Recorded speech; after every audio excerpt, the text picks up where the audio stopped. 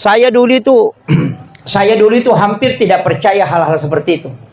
Nanti membuka beberapa kitab-kitab hikmah, baru saya yakin bahwa apa yang disampaikan orang tua itu tidak salah. Termasuk membangun rumah. Jangan pintu pagar itu lurus dengan pintu rumah lurus lagi dengan pintu kamar. Jangan.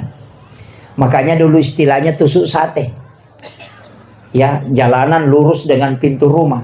Kenapa? Karena jin itu yang memindahkan penyakit. Dan jin itu kan juga lewat di jalan. Ketika dia lurus semua sampai ke kamar, maka jalur jin itu mudah berbolak-balik masuk ke rumah dan masuk ke kamar. Makanya penyakit itu dibawa oleh jin. Tidak ada penyakit menular itu kecuali jin yang memindahkan. Dan itu hadis Nabi, bahwa penyakit menular itu tidak ada. Yang ada adalah jin yang memindahkan penyakit. Makanya ketika jin bolak-balik, otomatis kan penyakit itu dibawa.